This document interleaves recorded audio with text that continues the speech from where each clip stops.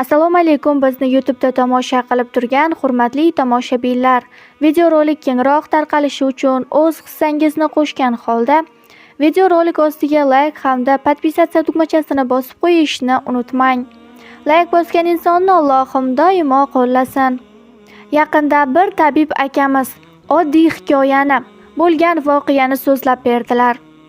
Ularning oldiga bir yigit kelibdi. Bozorda yurganida odamlar hazillashib, yigitni tabibning oldiga jo'natishgan ekan.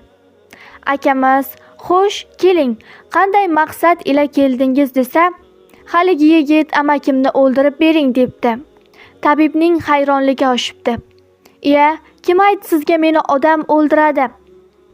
Yigit, "Yo'q, noto'g'ri tushunib qoldingiz shekilli. Men amakimni issiq sovuq qilib bering demoqchi edim" degan so'zni aytibdi. Keyin ma'lum bo'lishicha, tabibning oldiga kelib qolgan yigit bir necha kundan beri amakisi bilan janjallashib yurgan ekan. Bunga sabab albatta uzoq mahallada yashovchi folbin xotin bo'lgandi. Tabib akamiz ko'pni ko'rgan, bu sohada katta firib ishlari bo'lib turishini bilgani bois, yigitga bo'lgan voqeani ipidan ignasigacha tushuntirgan bo'ldi.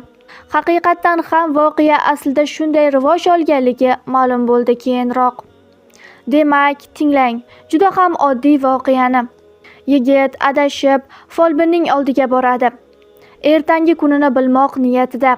Folbin esa tayyor go'sht kelganidan foydalanib, yigitning yashash joyini yaxshilab bilib oladi.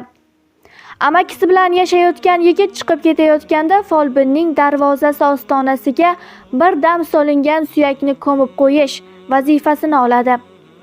Yigit borib shu ishni qiladi.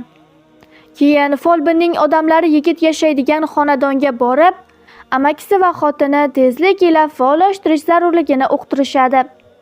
Hech narsadan bexabar folbin shoshilinch yetib kelgan amakini hayratga soladi. Chunki u umuman notanish xonadon haqida ishonarli fol ochardi. "Sizning uyingizda bir yigit yurar ekan-a?" deydi oxirgi yurishga o'tgan folbin.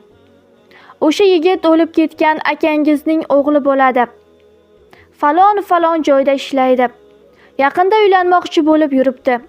U sizning o'limingizni istab har xil ishlarga qo'l urgan. Mana shu yerda amaki sapchib tushadi. Bo'lmagan gap. Jiyanim tuppa-tuzuk yigit, uning qo'lidan bu ish kelmaydi." "Xo'p, mayli", deydi folbin.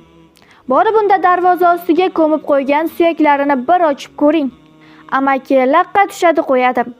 Chunki e'tiqodsiz odam bunday paytda boshqa chora topa olmaydi ham. Bir-biriga bildirmasdan bir folbinning oldiga kelgan amaki jiyan kamida million so'mlik xarajat qilib qo'yishadi. Oxir-oqibat folbin bitta mijozidan voz kechadi, ya'ni yigitdan. Shuning uchun amakisini o'ldirishga shay turgan yigit boshqa folbin qidirib, tabib akamizning oldiga kelib qoladi. Masala oydinlashgandan so'ng yigit uyga qaytdi. Amakisiga bo'lgan voqeani so'zlab bergan edi. Xonadon sohiblari haqiqatan ham folbinning tuzog'iga ilinganliklarini bilishdi. Hammasini yaxshilab o'ylab ko'rishdi va juda ham tuban holatga tushib qolganliklarini anglab yetishdi. Yaxshiyamki, Allohning xohishi bilan yigit iymon e'tiqodli tabib uyiga borib qolgan edi. Folbinlarning oldiga borgan kishilar turli maqsad bilan borishadi. Ularning aksari kelajagini bilishga qiziqadi. Ammo oddiy bir farosat bilan o'ylab ko'rishmaydiki, borayotgan joylarda o'tirgan odam xuddi men kabi bir odam. Agar folbin bo'lib, kelajakni bilsa, nima uchun turli konlarni topib, lotereyalarni o'ynab boyib ketmagan? Nima uchun kambag'al va xor bo'lib yashamoqda? G'aybni biladigan odamga yarashadimi bu holat? deb o'ylab ham ko'rilmagani alamli holat. Xulosa o'zingizdan yaxshilar.